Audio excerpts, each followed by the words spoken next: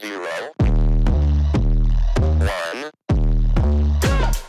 Let's get Hello started. and welcome to Beyond Top 10 Tennis. My name is Dr. Ashley Morgan Berge and I am your host. Welcome to episode 106 of Beyond Top 10 Tennis and our final special edition for the Wimbledon Championships. If you've been tuning into us for the best part of the last fortnight as we've seen the championships unfold, thank you so much. You would have also realized that I held off on waiting for the championships to unfold before releasing today's episode. For those of you who are new, thank you so much. As always, I really would encourage you to track back to some of our early episodes. Around the beginning of the championships essentially coincided with episode 100 of Beyond Top 10 Tennis. Episode 88 was when the French Open unfolded, and roughly around, say, episode 50 to 60 was when I think the Australian Open roughly unfolded. But really how we started to dive into this newer format of the results and rankings, but also sharing these special editions and really essentially exemplifying, in manner of speaking, how our data really it comes to life or is brought to life by the best players in the world. Our early episodes, though, set the foundation, or the key baseline that we talk about with those specific implications. So again, if you are new, if you're not familiar, I'm the author of 11 specific books in this area, 12 in total, the world's leading scientist on coach and athlete performance, but also specifically my work essentially that has spanned the past 20 years around top 10 tennis rankings, and AM8 International and Beyond Top 10 Tennis is the home to all of that. So the exclusive global provider. But more so, my latest release, How to Develop a Top 10 Tennis Ranking, it came out at the end of last year, and around almost 2 years prior to that was the 7 Keys. That fictional release was in between. But those earlier texts as well, the What Is Your Game Missing series, and I know I've been sharing this, so if you've been with us for some time now, thank you so much and for bearing with us. But the What Is Your Game Missing, What Is Your Game Missing Now, and What Is Your Game Missing to Win, one of those ones was actually the #1 tennis book worldwide when it was released. Very exciting, but I'm a little bit biased. All of them really fall into that category. But what's really important is that we've spoken about the anomalies throughout the championships and what has been taking place. But if you want more of a deep dive of myself, head on over to AM8 International, click on About, head on over to Dr Berge, and you'll see how everything is unfolded and how we've gotten to essentially this point, and how Beyond Top 10 Tennis has essentially gone from strength to strength over the past 12 months, and how it's a very unique turning point where typically I'd be collating the data, penning my next book to share with you these key implications, whereas now it's almost being done live rather than penning it. I'm being able to share this with you in real time, or as close as we can get. Mind you, I did insinuate or touch on a couple of episodes ago that there is one being penned, and we'll see when that is going to be released. So I'm very excited about that, but okay, so again, let's dive into, we've got the quarterfinal action, the semi-final action, and the finalists. And look, I know for most of you, you will already know the results, but what's important here is sharing, I think, the key touch points, how these matches unfolded, anomalies in there, and we have had a number of anomalies this season, and we've really touched on this as far as the rankings are concerned. 50% of top 10 players are not correlating with that ranking and their respective performances and those results, so that level of play. And we touch on those 8 keys and how they're being essentially misplaced, and we've got 50% of them more often than not are holding on to them, but it's started to be a bit scattered this year. which is a bit exciting when it comes to the data, but also quite intricate when we're looking at the predictive analytics and pinpointing which players are going to progress and which players are not.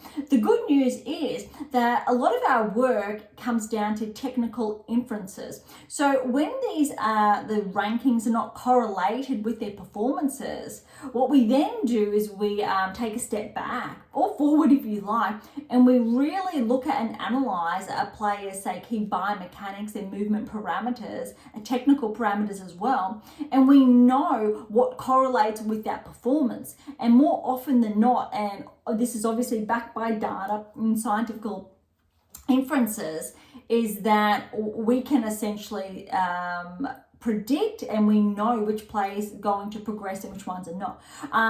Flashback almost 15-20 years ago when Milos Raonic was on the scene, and he really was an unknown. Our analytics back then, so this was when I just started out in my first couple of years as far as the scientific side's concerned, and we pinpointed him in top 10, here we go. And we've got Swiatek in more recent years, Osaka, for example, even Raducanu, believe it or not, even though very early on. Even Paolini this season is up there, Kalinskaya's up there, Sinner's up there, Korda even, and Shelton, they're all up there. Even Musetti more recently, which is really exciting that we have all of these players we're able to pull on and go, before you would have potentially heard of who these players are, our data was already tracking them. Why? Because I'd already pinpointed these players from these key technical inferences that if they continue to track, if they continue to integrate the keys into their game, if eventually, just maybe, just eventually, if all those keys become solidified in their game, well, you know what? Of course, 7 keys, they're going to crack into the top 10. 8 keys, here we come, Grand Slam champions or championships around the corner. All right, enough of that. If you really want to learn more, head on over again, AM8 International, read a lot of our blog posts there, so a lot of articles that I have penned, but of course, dive into probably my 2 most recent release that essentially look, the 7 keys, and this is the 8th key, and you'll see the power of the 8th key there in that byline. Really, really important, and essentially form the backbone of where we're going. Okay, so the championships, let's dive into, we're going to start with the WTA Tour, wrap that up, then ATP Tour, wrap that up. Okay, so quarterfinals, Krejcikova, Ostapenko. You would have heard me throughout the championships really highlight Ostapenko being a dark horse here. She was playing absolutely phenomenal, and before Swiatek bowed out, really, Ostapenko was a really big threat. Krejcikova, on the other hand, she was there, but throughout this season, we've seen her ranking essentially regress. I think she started the year roughly inside the top 20, steadily regressed. Roughly around, I think 2 years ago, she was inside the top 10, then wasn't able to essentially match that. What has happened, however, and this has not been pointed on, because we don't essentially record this or account for this, but it's very important, is when a player succumbs to injury. Raducanu, obviously, Andreescu, very good examples that we've touched in recent years. Obviously, Nadal as well. That's a little bit different. But when a player obviously regresses, it may or may not coincide with time away from tour due to an injury. And we've had actually a number of these this season. Nadal's a little bit different in this case because he's already reached that height of success, and it's a lot more familiar if he's been struggling. Krejcikova, however, it's come to light that the best part of this season she has been dealing with potentially an ailment here or there. Although it's really important to note that that obviously isn't the case all season round. If a player, however, is dealing with an ailment all season round, that really has a lot to do with their training, their rehabilitation process, and more often than not, their biomechanics, which is that also feed into the 8 keys, and if they obviously are being inactive. Really important here is that it's based on functional movement parameters, and there are a number of players on tour who are not corresponding with or coinciding with these key technical frameworks, if you like, and why injuries do happen. Djokovic is an exceptional example of a player that exudes essentially the 8 keys, incorporates those 8 keys, and why for the most part of his career he's stayed incredibly healthy. By all accounts, yes, it's very important to note that the surgery we're all familiar with that happened just after the French, before Wimbledon, in that small window, and how miraculously he was able to recover. A player is not able to recover as, say, miraculously if those key foundations are not in play, if they are not already using functional movement parameters where their essential, their body already supports, without getting too technical here. It's not surprising that he was able to recover in a manner of speaking. Obviously, it's very surprising on one hand, but on the other, if you're already conditioned to use those 8 keys and they essentially are autonomous in your game, you are not compromising other parts of that joint and or muscle. Really important here. Where I'm going is that Krejcikova obviously has had some ailments, and what's really interesting in some way, shape or form, and I touched on this, she started to find some form at the French Open that we hadn't really seen this season. All of a sudden, round of 16, huge result, gets to the quarterfinals, and Ostapenko was the favourite here. 13th seed, 31st seed respectively. 6-4, 7-6. It looked 7-4 in that tiebreak. Ostapenko started to pick up her game in the second, but really that scoreline is very, very tight.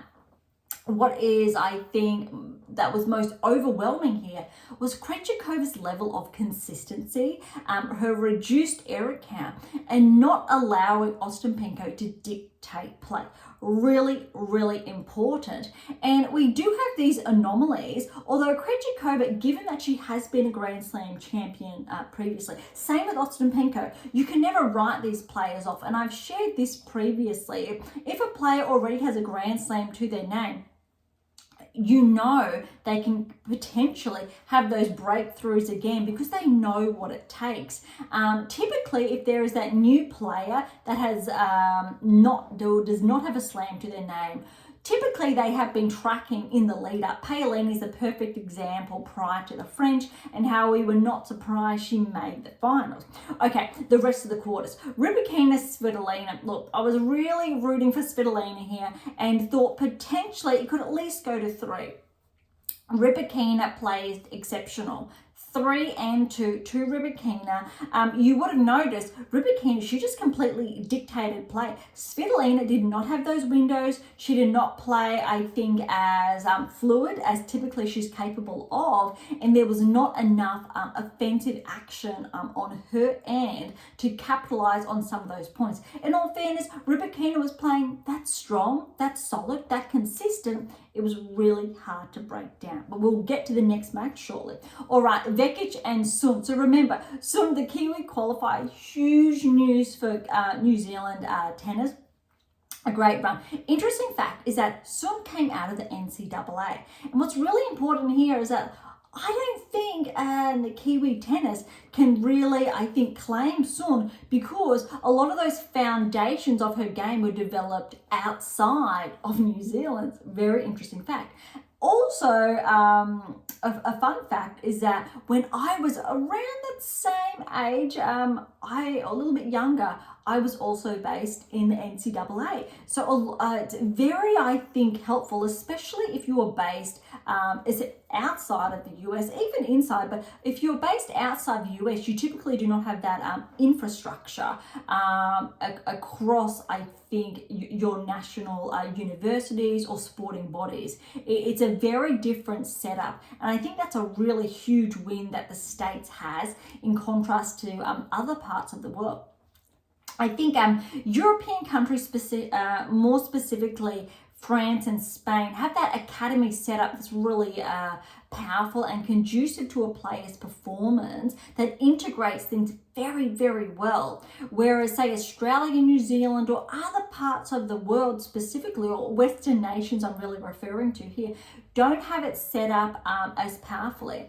And the US really provides that collegiate system, an avenue for players or countries that don't have the infrastructure and players to leverage, but also from a financial perspective, it's very helpful if you're able to secure one of those scholarships that essentially fund what, rather than being out of pocket, say in that academy-based setup. So you're really looking at, say, that $15,000 to $20,000 plus as a minimum as an academy setup per year, and normally that's per quarter, in all fairness, so that's a very low benchmark. Whereas if you go abroad, again, if you're not based in the States, it's very helpful when you're looking at the financial cost. And this is why we're seeing more players do that at this point in time, because of that cost that keeps rising. Really important fact here is one of the benchmarks of why AM8 International was developed.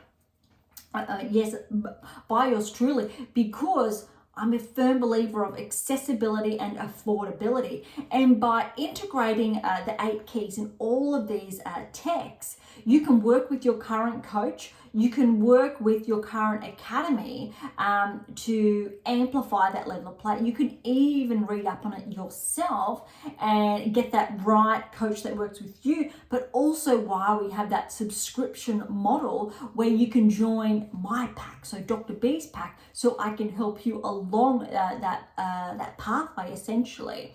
If you head on AM International and click on the long game, I believe it's there, and that choosing AM International in conjunction with one of those academies, for example, over this span of roughly 10 years, cuts cost by roughly $300,000. It's quite astronomical, and I'm really proud of that. But it's noteworthy. That's something that Sun has leveraged in a really good way. Not necessarily from that financial perspective, may or may not be the case, but to get those games under your belt, whereas not as, say, prevalent in New Zealand, likewise in Australia, whereas other countries, Italy is huge in this respect, because we know Italian tennis is tracking incredibly with Sinner, Musetti, and obviously Paolini at the helm of the game now. And I'm sure there's another player that I am missing, but just for example, and how conducive that level of play and having that level of competition is.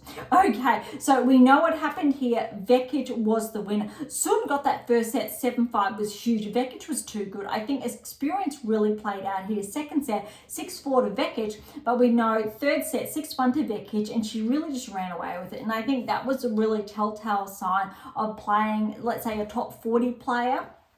I know rankings have changed obviously since this result, but playing someone who's seasoned on tour, has formerly been a top 20 player in Vekic against a player ranked outside the top 100 at the time, qualified for Wimbledon, her first championships, and that really showed, I think, in the third set. But Sun should be really proud. Vekic, she played solid, really good, I think, to get over the line. Did she play her best tennis? No, she didn't. Was she nervous?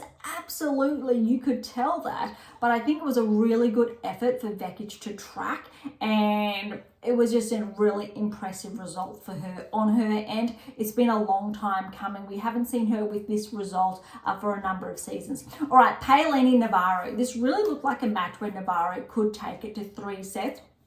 Paolini, she was always favourite, but there was a couple of nerves there, especially in those early games. I believe when it was around 2-all, I was a little bit nervous going, is this going to go for 3? We did not really see Paolini, I think, come out of the gates firing, but I tell you what, after I think that 2-all, you bet you saw it. Paolini 2-1. That was an absolute masterclass performance, absolute smooth, I think, result. And Navarro, she just didn't have a window to use, I think, those weapons that she used against Gauff, for example. Really, I think, solid. All right, that wraps up the quarterfinals. Let's head on over to the semi-finals. Since we don't have as many matches today, you already know who I'm pairing up against who. Krejcikova, Rybakina. Without a doubt, we knew Rybakina was the favourite. And look, it was going all smooth sailing. Krejcikova was playing quite solid, but yeah, Rybakina 6-3. All of a sudden, a slight turn in that second set, and that was all it took. I believe it was just one break there. Krejcikova 6-3, one set apiece. And I tell you what, that third set could have gone either way. And I think the key difference was Rybakina was maintaining her current level of play. Krejcikova found another gear. That was the really big difference, is that she just did not go away. Rybakina definitely was able to overpower, I think, Krejcikova, but Krejcikova, she was not going away. Very similar habits to Paolini, for example, and it was really impressive. And I think that's what's really important here, that Krejcikova, she got that third set 6-4, and you had to be excited for her because she was making her first slam final since her 21 French Open win. And it was, I think, really impressive, especially to take out the favourite. Surprising somewhat, but not so much, purely because I've noted, essentially for the best part of this season, Rybakina, she's at that certain level of play, definitely coincides with her ranking, but not any further at this stage. She hasn't been able to replicate that result consistently and cyclically with that win after win after win, like say Swiatek, and Gauff and Sabalenka even track ahead of Rybakina when those metrics are concerned. Rybakina is by all accounts capable, but she's just trying to be able to find that next level in her game, in contrast to starting with that level and maintaining that level. We want her to maintain her baseline, and then when it really counts, to take it up just one more notch and then another. That's the key differentiator between Rybakina at the moment and her rate of success and her key patterns of play, in contrast especially, I will say, to Swiatek and Gauff. Sabalenka, yes, as well, but that's a very interesting note that I'm sure we will dive into in future episodes. Okay, so well done to Krejcikova there. Now we know the other semi-final, Vekic and Paolini. This is somewhat heartbreaking for Vekic, but it's really important to note, look, Vekic came out that first set absolutely firing. Paolini she just did not have a foothold in any way, shape or form. Vekic was too good. Did Vekic knock Paolini off the court? No. Did Paolini step on court quite hesitant, not able to find her groove or a rhythm? Yes. And Vekic was able to just go in there like she was not the favourite, because she was not, and play some clean tennis. Second set, Paolini found her groove. She was able to get her way back into the match. Vekic, she continued to play her level of play. Paolini, just like I was touching on, stepped it up a notch, and that's what was a very big differentiator here. So second set, Paolini 6-4. That third set was absolutely huge. We know into a tie break, we know the result, but that 10-8 tie break is absolutely one heartbreaking. But what I think is really, I think, important here, despite, I think, that difference between those 2 points in the very end, is that Vekic was clearly in a lot of pain physically. I believe from her legs to her arm even. And she described that previously and in her, I think, her press conference, and how she shared on how she was feeling physically. And what's really important here is that that was not the case for Paolini. Of course, she was playing the same game for just as long. But Paolini she was okay. She was able to keep going. So I think when we're looking at a scoreline that's this close, and we have to break it down on the physicality of the place, how they were coping to performing, Paolini could have gone another set, almost, as daunting as that potentially could sound. Or before the tiebreak came in, where it used to go games, for example. And I think that's what's really powerful here, is that despite that differentiator, Paolini, by all accounts, deserved to get over the line when we're really looking at it like that. Vekic, however, she was playing some of the best tennis I've seen her play, I think, in the past, like, say, 5 years, I think it was 2019, she cracked into the top 20. And she's had a lot of injuries since then. Really, I think interesting fact here is that one of the injuries Vekic has had, and I think another one potentially, I have actually got a few similarities there. Plantar fasciitis knocked Vekic down, and that's something essentially that ended my career very early. And I think something with her shoulder, but Sabalenka's shoulder injury, for example, is something that also ended my career. So it was not that, and also a knee one, and Vekic has had that one. So I had a lot of injuries at that time, and why all of my work is so, I think, fundamental, because it places injury management, mitigating injuries front and center. You will see in one of these texts, and I shared this in one of our previous episodes, what is your game missing to win? But the very big subtitle there is how tennis forms the blueprint to remove youth and elite injury with new identifiers to solve replicated success for the best tennis players in the world.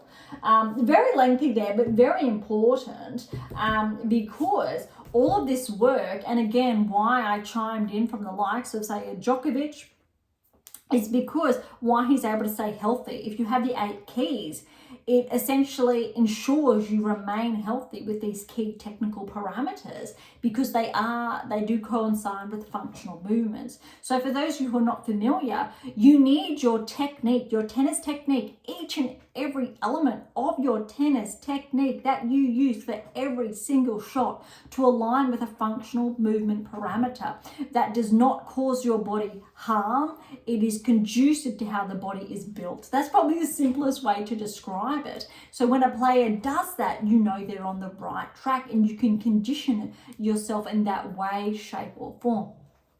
And Nadal is a classic, for example, with plantar fasciitis, heel spurs. Again, myself, heel spurs are a little bit different, very painful. And for a player, for Nadal, and for someone who knows what that feels like to be able to play at his level, which he previously has, is absolutely astounding. It puts Djokovic's knee surgery, that level of pain you have with a heel spur, how it debilitates your movement, is just, it's on another level. So it's a very huge differentiator for Nadal. I know, I believe he won a slam with that, or with half a foot numb, for example, to remove that pain, which is essentially welcome because of how debilitating it can be. Just a little side note there. So that was a really huge win for Paolini, and wow. All right, on to the finals. Krejcikova, Paolini. Now look, this could have gone either way. Paolini was absolutely considered the favourite on rankings when you go 7th seed versus the 31st seed.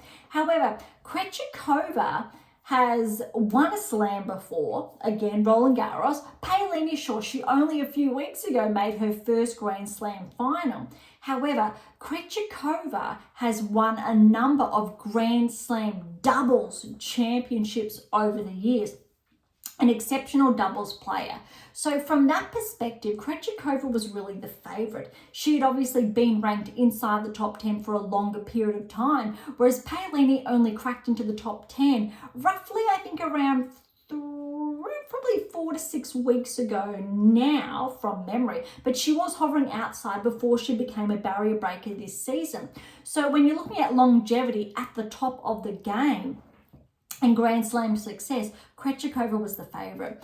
And that's what really shone through in that first set. That first set, Krejcikova, she played absolutely incredibly clean tennis, correlating with a top 10 tennis ranking, correlating with Grand Slam success. It was that clean. Second set, however, Paolini was able to play her game. Paolini did not have a window in that first set. Krejcikova just played too clean, and it was really something you had to say, well done. It was that clean cut. Paolini's second set, it was a little bit different. Krejcikova, ironically, still played that level of play. Paolini found that window and was able to produce her own level of play, which again, in all fairness, was actually above Krejcikova's level of play at that time. All right, third set, we know what happened. 6-4 Krejcikova, huge, but The difference here was when I think it was around 3-all, around that time, Krejcikova lifted her game again and started to play that level of play similar to what she was playing in the first set. It was just too good. Paolini dropped her level ever so slightly for Krejcikova just to find that window, and it was a heartbreaking. I think it was at 4-all, and Krejcikova, she finally got that break. That it was huge. And she was able to run away with it with that level of play. We know Paolini fought back. It was really impressive. But look, I think this was one of the best finals I had seen in some time. And really impressive. So we know Krejcikova now with 2 slams, Paolini back-to-back slam finalist. Really noteworthy here is that typically we know, and statistically, when a player more likely or not will win a second Grand Slam, or they will not win one at all. And this is a little bit of an anomaly here, because when we're considering time periods, that's 3 years between Krejcikova winning her first and her second, and normally we do not see that. So this is a little bit of an anomaly, and it's very interesting. So this is when we need to start considering potentially those injuries that have happened, but also other environmental factors, so external factors. But finally Krejcikova has found that rhythm again. Now, however, what's interesting, with 2 to her name, those metrics almost go out the window, which means she's able to win more and more potentially. So I think we will tell, or be able to see, I think, inside the next 12 months. It'll be very interesting how Krejcikova plays, I think, come the hard court season, and if she's able to at least make, say, the round of 16. What I'm looking forward to, however, from Paolini's level, round of 16 at the Australian Open, finalist at the French, finalist at Wimbledon. Look, round of 16 is almost a given potentially for Paolini, granted how she played in Australia. So when we're looking at how a player is tracking, despite not winning, Paolini is actually the most successful player that is tracking this season, and that's huge. We know Sabalenka won the Australian, however, her results at the French, and unfortunately didn't play Wimbledon, so it's a little less. Gauff is definitely up there. Swiatek, we know her results with a win, but falling short in Australia and also at Wimbledon. Sabalenka, since she didn't play, is similar there, however, is a little bit in front when we're looking just at core Grand Slam metrics. Paolini is ahead of both. Paolini is also ahead of Gauff, which is very interesting. Looking at those metrics, Gauff, however, I believe is ahead of both Swiatek and Sabalenka when you're looking at that level of consistency and the ability to consistently progress. However, Sabalenka is still in the mix. Rybakina also is still in that mix because, again, she's made the semi-finals. She's not going anywhere. She has not been losing, say, earlier than anticipated, or say quarterfinals, semi-finals. So prior to that. So there are a few different, I think, data points there that are really insightful, and we will dive into later because I do not have all of them, let's say, on tap in front of me. In the What Is Your Game Missing series and these texts, we do have those touch points that we have mentioned previously. I'm just having a quick look. So on page, well, I won't say the page because this is one of the earlier releases, but it's very insightful and interesting to see the players who are able to go over and over. I'm not sure if you can see in there. Very roughly, but this is one of the examples of, we've got Osaka here in Australia and Pliskova as the runner-up. We had Wozniacki, for example, Halep runner-up, but then the following Grand Slam, Halep showed herself again. Stevens there, Andreescu, Williams is there again, Osaka, Williams, Kerber, Williams, Halep, Williams. Really interesting there. But then also, and that's during the 19 and 18 seasons, we've got Djokovic, Nadal, Federer, Stilic, Nadal, Thiem, Djokovic, Federer, Djokovic, Anderson, Djokovic, Del Potro, Nadal, Medvedev. Really interesting. Again, that's just across 2 seasons at the Grand Slam level.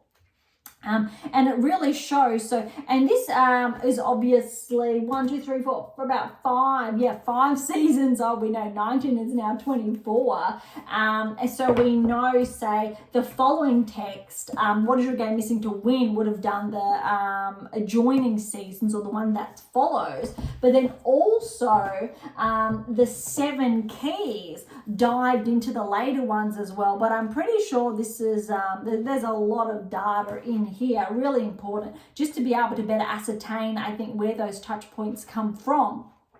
Really interesting. But it's definitely something now, one of those future releases will incorporate, because I couldn't continue to pen similar books of work because I had to allow time to pass to collate the data. So we've obviously how to develop a top 10 tennis ranking, very interesting. A very short, I think, interlude here. It does not capture those Grand Slam results because it had to focus on how do you develop a top 10 tennis ranking. The 7 keys touched on it slightly, but we had 3 releases in the What Is Your Game Missing series that really shared that, which means there's roughly about 2, and this season including 3 seasons that have passed now, to gather more data. And that's what you need. You need a minimum of that 2 to 3 seasons to pass to allow more data to inform. And we may very well see we've seen a changing of the guard, but again, really importantly, Sinner won his first slam this year. Alcaraz is now on 4, and really interesting, again, we know or knew Alcaraz was going to keep winning because he was able to achieve replicated success. Sinner, on the other hand, is too soon to tell because he's already won his first. Not sure. Medvedev, we still know because he was also able to achieve replicated success. Theme, however, if he was not injured, would have been yes. Zverev has made a second final, so it'll be very interesting if he's able to back that up. Really interesting conversation nonetheless, but that's a wrap for the women's side, and I've just given that bit of that interlude to better, I think, explain or for you to understand players who are capable of winning a Grand Slam, but also players who essentially enact that and do win a Grand Slam. 2 very different metrics, but still very insightful. All right, quarterfinals for the men's, and we definitely saw some upsets here. Biggest upset we, I think, saw. We predicted Alex de Minaur. My analytics definitely pinpointed Alex to reach the quarterfinals, back-to-back quarterfinals of Grand Slams. We know he did it. Heartbreaking that walkover against Djokovic, and I definitely think having that walkover, Djokovic obviously had that time to recuperate, and it definitely worked in his favor. But that's absolutely heartbreaking for Alex, but we will see him, I do believe, on a new ranking high when the new rankings do come out. All right, Musetti, Fritz.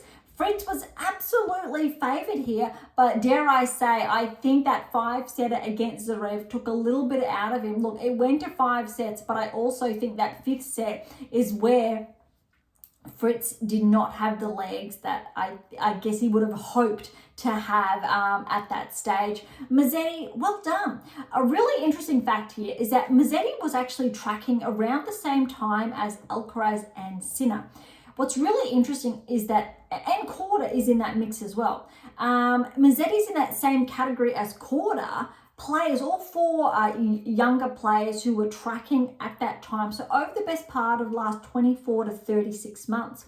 Alcaraz, we knew, rapid fire results. Sinner, however, is more consistent in his results, and that's why he was primed to win his first Grand Slam in Australia.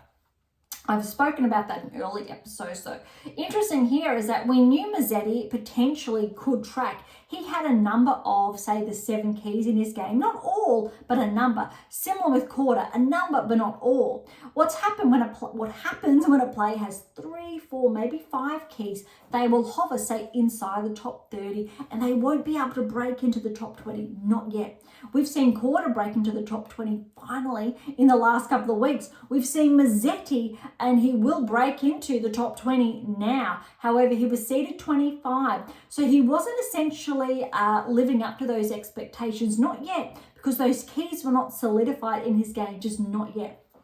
What we've seen happen, and it more commonly than not does, is that all of a sudden, similar to Paolini, that extra 1 or 2 keys comes into play and is solidified in their game. And that takes hours and hours of practice until that key reaches a state of autonomy, for example. So that key could have been in the works over the last 12 to 6 months until it started to show consistently in their play, or that level of play. And finally, and what better time for it to really to come to fruition, Musetti found that additional key and he made that semi-final berth. Look, 3-6, 7-6, and that was 7-5. Super close that second set. Dare I say, if Fritz got that second set, it could have been a different story. But then Musetti 6-2 in the third. Fritz with that fourth, so 3-6 there. And we know that fifth set was 6-1 Musetti. But that's really what happens. And why, and I was insinuating this, is because Musetti started to track around, 2-3 seasons ago, similar when him and Sinek both came onto the scene. And let's say more attention was paid to both of these players. Sinner took the highlight because limelight, because we saw how well he was tracking and the level of play he was producing. Musetti, on the other hand, he was making some really good inroads. He was identified to have some key technical parameters. I even believe Musetti features in the 7 keys, for example.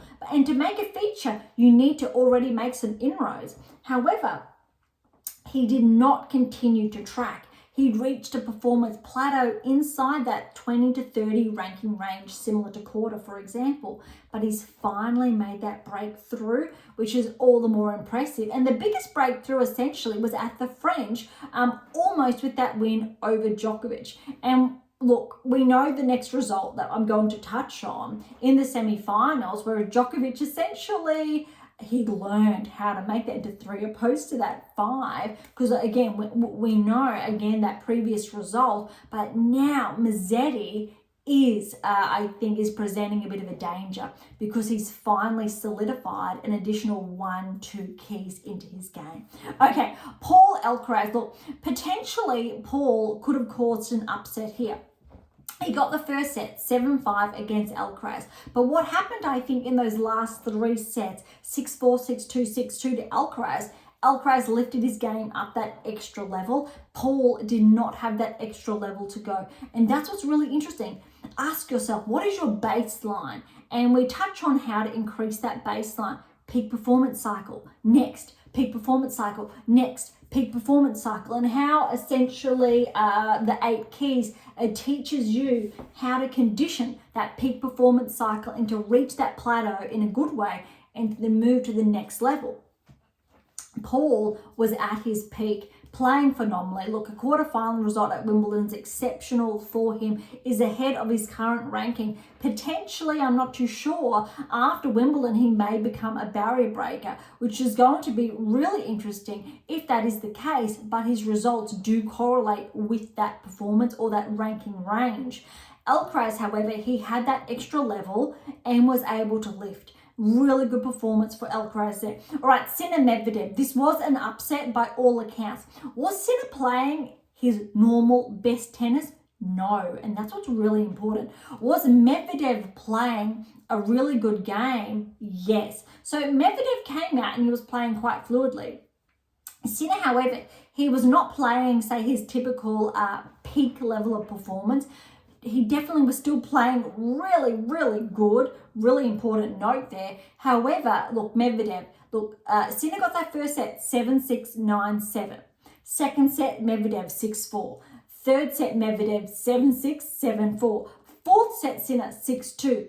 Fifth set, Medvedev 6-3. What's really important here is that Medvedev got those 2 sets in, respective tie breaks they did go to. So sorry, Sinner got that first in a tie break. The third went to Medvedev. So essentially it was very, very even up until those last 2 sets. Really the fourth was just an additional break.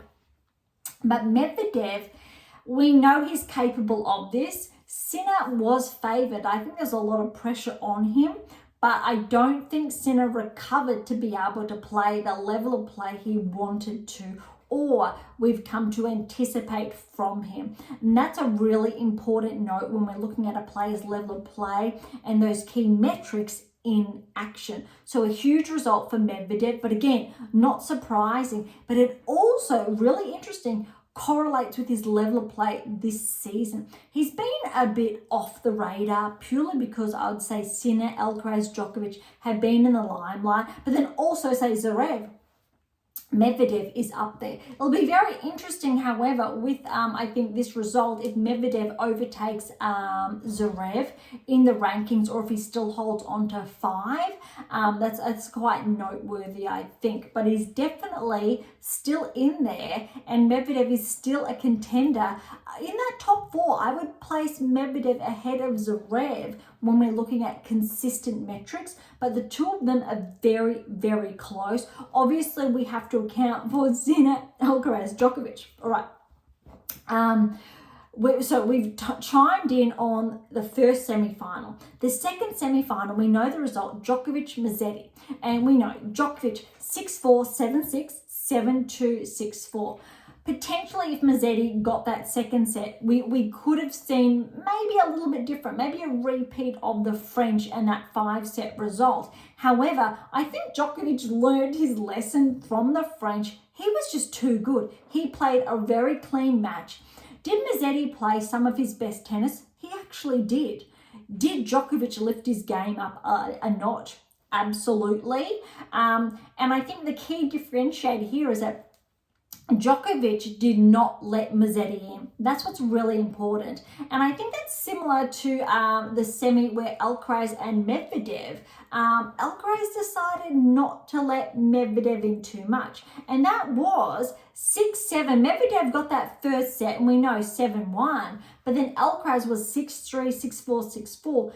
And really, again, Alcaraz Medvedev, that was really just a break in each set. That was all it took. It was incredibly close.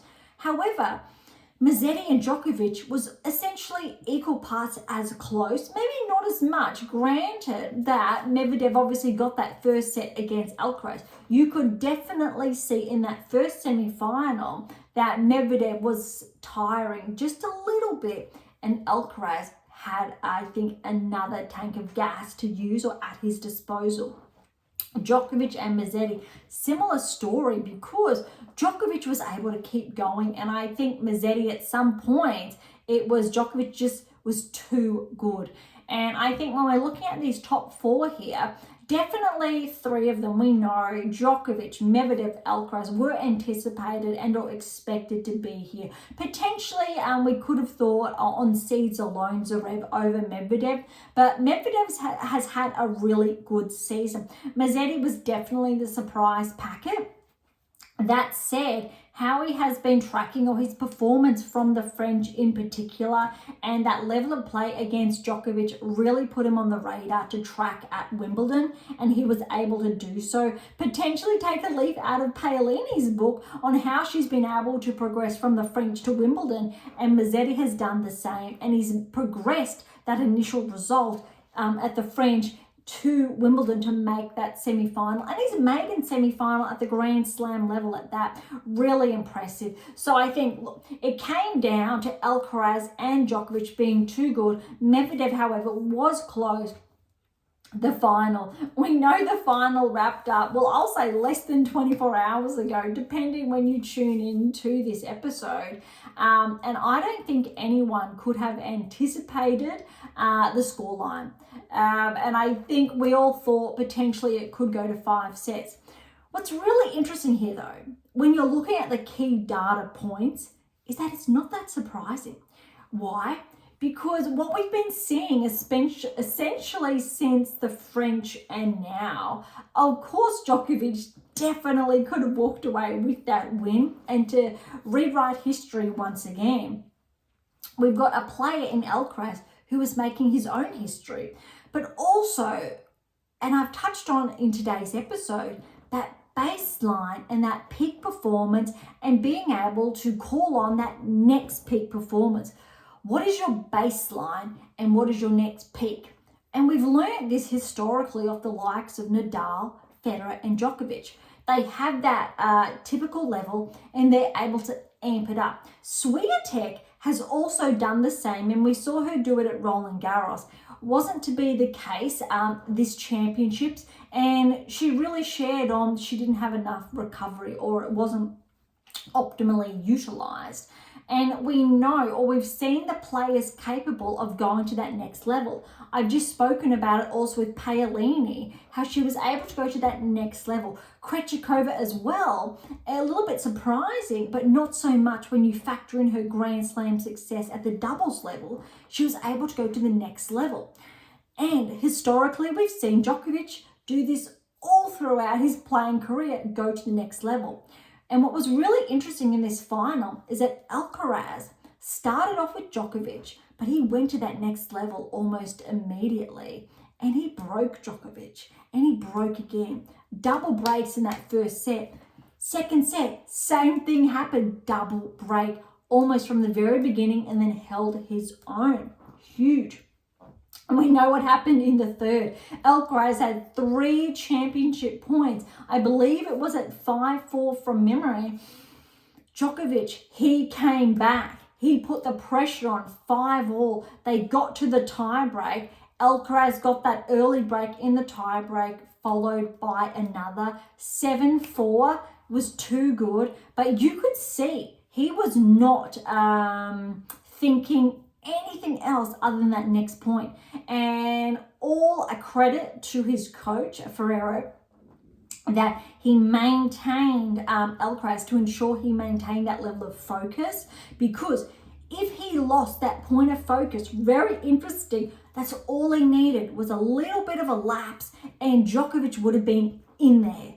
And I think that's what really, made the match. And what's really important to note, and that actually coincides with one of the 8 keys, inadvertently and directly, is because Alcaraz and Ferrero had that plan to make sure he maintained that focus and to stay switched on. Because if there was any type of lapse, Djokovic would have been in there, and of course it would have gone to 4. And if I think Djokovic got that third set, definitely obviously 4, but potentially a 5th there too. Similar happened with Paolini and Krejcikova.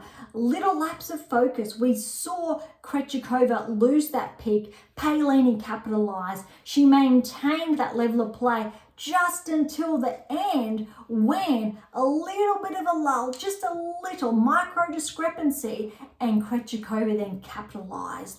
And we know you've got those key patterns of play and which player is able to maintain that peak for the longest, and how you can condition yourself to maintain that peak for the longest. Something historically, again, we know Djokovic has done more successfully than any other player to date. Federer obviously started with that, Nadal as well, and how Djokovic has continued that legacy and built upon that. And we're seeing something really interesting now in that Alcaraz has learnt those lessons very, very early on, typically, which we don't see for another couple of years at this level of play or at this age range.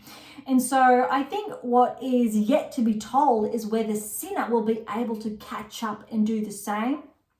So now Alcaraz has 2 slams to his name this season, Sinner with 1. Let's see if Sinner can come back, I think, come the US Open. Definitely, he obviously has that in his arsenal. Granted, it is a hard court and Australia is a hard court. Interesting will be for Paolini if she's able to go further. I think Swiatek and Gauff and Sabalenka, not Sabalenka. Swiatek and Gauff have slams at the US Open. Not Sabalenka yet. I believe Sabalenka may have been a finalist there. Paolini will be very interesting to see if she can track a finalist and or if a semi-finalist result. It could be too much to ask, but irrespective how the rest of the season unfolds, all of, I think, these top 4 players are very, very, I think, noteworthy. Also, importantly, if Krejcikova can provide, I think, a deep run come the US, I'm going to favour Paolini in retrospect. or let's say in contrast to say Krejcikova, purely because of the surface. But again, I think we've got a lot to look forward to for, I think, that following special edition. So okay, this really wraps up, I think, our special edition for the Wimbledon Championships. There's been a lot that has unfolded. We've gone through the quarters, the semis, and the finals of the women's and the men's championships. And I think how the championship has unfolded, I think not many people anticipated. Our data did anticipate probably around 80% of these results, which is really, I think, important to know. And I think that 20% margin for error is incredibly healthy because it really has accounted for those anomalies. And again, very important. This season, 50% of top 10 players have not been living up to those key expectations, and why there's actually a wider margin for error than typically we would see. Okay, that's it for today's episode. Look, to grab a copy of the 7 keys or how to develop a top 10 tennis ranking, head on over to AM8 International, or irrespective where you're based in the world, head on over to Amazon. And you will also see the What Is Your Game Missing series there. All of these ones, different covers, however, these are original edition copies. Look, also, for any comments or questions on this special edition or others, head on over to AM International or Topic Thread, the social platform set on data privacy. To interact with Beyond Top 10 Tennis, head on over to Twitter, Instagram, or YouTube. We have many other platforms. However, probably Spotify, YouTube are the preferred ones.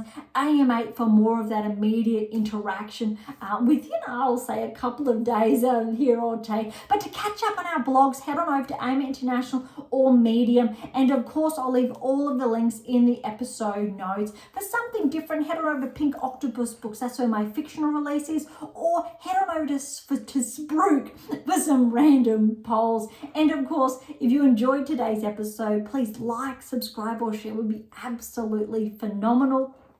For those of you who are interested, and I did touch on this briefly earlier, a little bit earlier in today's episode, we do have scholarships available at AM International. I'm really proud to say that we have sponsored and provided scholarships to athletes over the years, something I championed from the very beginning. So if you are interested, please do have a look at that scholarship section. But more so, if you are a player looking to optimize your results, specifically inside the top 20, looking to track towards, say, the top 10, come say hi, and I can help nudge you closer towards that top 10 tennis ranking and progressively towards Grand Slam success. Noteworthy, we've got finalists from Zverev, Tsitsipas, Ruud, now Paolini, but also players looking at securing that maiden slam. Knowing that key differential is really important. So as always, don't be shy, come and say hi.